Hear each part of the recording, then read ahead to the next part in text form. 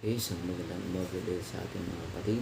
Sa umaga ito, tayo po ay nagpapasalamat sa buong magdamag na pag-ingat sa ating ating Panginoon. Kumusta po tayo? Ngayon po ay tayo po ay mag-aaral ng salita ng Panginoon. Hulyo 16, payo sa ikakasal na babae at lalaki.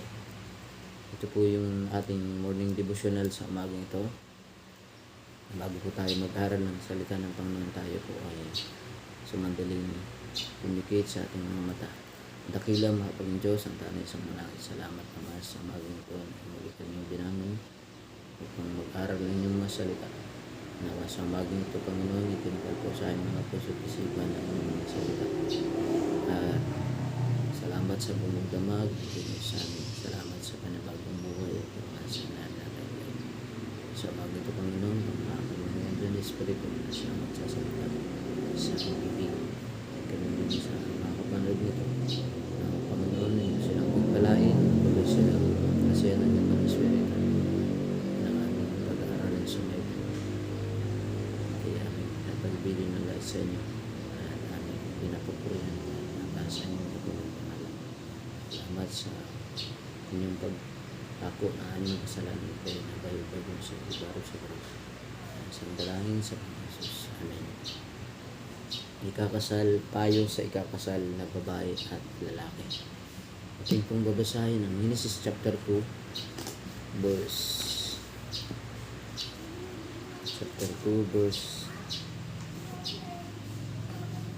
24.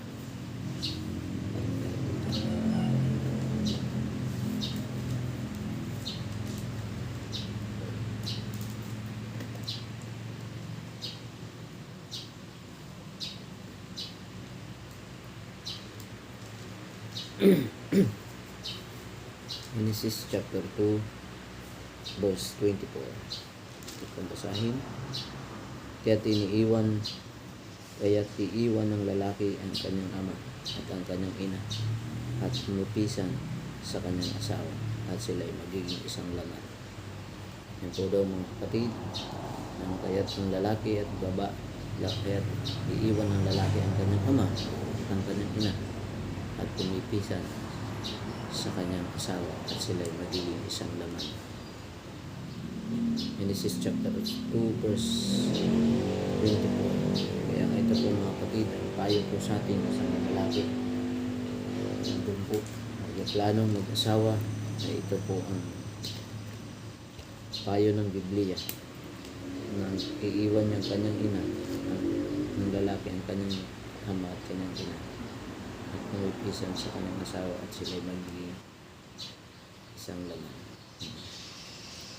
Mag-asawa po, ito po ay biblikal na ito po ay binigay ng Diyos sa atin.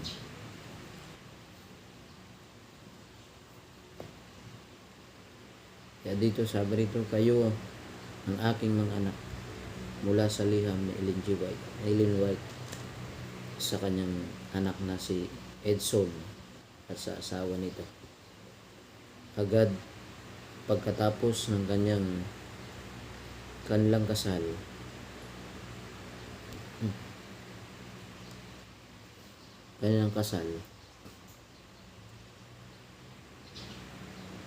ay ibinibigay ang inyong mga puso sa isa't isa. Pagkaisahan ninyong ibigay sila ng buo. Walang pagkakait sa Diyos sa inyong buhay mag-asawa. Sikapin ninyong iangat ang isa't isa. Huwag kayong bumaba sa pangkaraniwan at mababang uri ng pananalita at mga gawa. Pakita ang mataas at makapag-aangat sa mga prinsipyo ng inyong banal na pananampalataya sa inyong pang-araw-araw na pamumuhay at sa pinaka-pribadong kalakaran ng buhay. Laging maging maingat at mapangalaga sa mga damdamin ng bawat isa. Huwag ninyong hayaan dahil sa unang pagkakataon ang mapaglaro, mapanuya at mapagbirong pagsaway sa isa't isa. Mapanganib ang mga bagay nito. nakakasugat ang mga ito. Maaring maitago ang sugat, gayon man, ang sugat ay mananatili at may sasakripisyo ng kapayapaan at ang katuwaan ay may isa sa pangalan. Anak ko, bantayan mo ang iyong sarili sa kailanman ay hindi magpakita ang pinakamababang disposisyon ng pagiging diktador at mapang-abusong espiritu. Kapakinakinabang nabantayan ang inyong mga salita bago sabihin. Mas madali kaysa bawiin ang mga ito o burahin ang kanilang impression pagkatapos. Laging magsalita ng may kagandahang loob.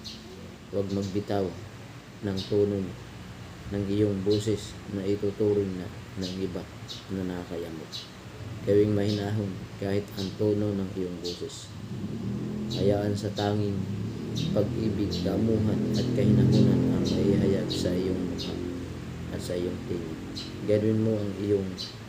Gawin mong isang gawain ang magbigay ng mga sinag ng araw. Ngunit huwag mag-iwan ng kulang. Si Ima ang magiging lahat para sa iyo ng iyong nanaisin kung ikaw ay magiging mapagbantay at hindi siya bibigyan ng pagkakataong makadama ng pagkahapis at pagkabagabag at pagdudahan ang pagiging tunay ng iyong pag-ibig. Ikaw mismo ay makakagawa ng kaligayahan o maiwawala ito. Magagawa mo ito kung sisikapin mong iayon ang iyong buhay sa salita ng Diyos na maging tapat, marangal, itaas at mapayapa ang landas ng buhay para sa bawat isa. Magpasakop sa isa't isa, Didson. Minsan ay pasakop ng iyong kapisahan. Huwag maging mapilit kahit ng iyong hakbang ay mukhang tama para sa iyo. Dapat kang maging mapagpasakop, mapagtiis, mabuti, malambot ang puso, maawain, magalang, na laging iniingatan, sariwa ang mga paggalang sa buhay, mga hinahon pagkilos, mabait, magiliw at nagpapalakas ng mga salita at nawa ang pinakamabuti sa mga pagpapala ng langit ay kapwa mapasa iyo, mga mahal kong anak, ay ang panalangin ng iyong ina. Kaya sa mga payo po ito sa mga magpaplano pong mag-asawa, lalaki at babae, na sulat po ni Edeline G. White ay itinayo niya sa kanyang mahal na anak na si Edson. Kaya ang Panginoon po rin ay ito po ang plano niya sa lalaki at babae na mag-aasawa. Kaya mga kapatid, mga nagkasubaybay sa umagang ito, na tayo po ay huwag tayo pong maging diktador. Huwag po natin ipasok ang gusto natin sa papasok po tayo sa pag-aasawa. Ito po yung payo sa ikakasal na babae at lalaki, na kaya sumagang ito ay ito po ang nais ng Panginoon, na maging mahinahon, may tanging pag-ibig, kaamuan, at ibaba po natin ang ating, huwag po tayong kapin po natin na tayo ay makapagpakumbaba, maging tapat, marangal at maging mapayapa. Doon po sa mag-asawa ay kailangan po magpasakop, magalangan, respetuhan, at maging mahinahon sa pagkilos at mabait, magiliw. Lagi pong magpapalakas ang salita ng Diyos, at ang pagpapala ng langit ay mapasa ating lahat. Ganun din po sa mga mag-aasawa ay dalangin natin sa Diyos na bigyan kayo ng maging asawa. Kaya sa umaga ito, tayo po ay pagpalain sa ating morning devotional na sana ay ito po ay maging pagpapala doon sa mga makakapanood nito at maging pagpapala rin po sa inyo. Sa mga lalaki at babae, ito po ang payo sa bawat isa atin sa sulat po ni Ellen White sa kanyang anak na si Edson at sa asawa nito. Kaya doon po siya ikakasal at sabi po rito na ang ating K-text ay kaya't iiwan ng lalaki ang kanyang ama at ang kanyang ina at pumipisan sa kanyang asawa at sila ay magiging isang magiging. Kaya ang mag-asawa po pala ay kailangan mag-partner sa hirap at sa ginhawa. Hindi lang po isa ang magdesisyon, kundi kayo kapwa po magsasama ng mahinahon, kasama ng na may kababaan sa mga sarili. Ganoon din po, mababang uri ng pananalita na may wala pong pag-aaway. Pero normal po ang mag-aaway sa isang asawa, ngunit kailangan po magpatawan ang isa't isa na hindi po yung bulyawan. Kaya marami po akong natutunan sa buhay na meron tayo. Kaya na bilang mag-asawa, kailangan na bantayan ang ating sarili, bantayan ang ating mga pananalita sa araw-araw ng ating pagsasama bilang doon sa mag-aasawa. Kaya sa umagang ito, salamat sa ating lahat. Pagpalain tayo ng ating Panginoon. Magandang umaga po. God bless. Tayo po ang manalangin.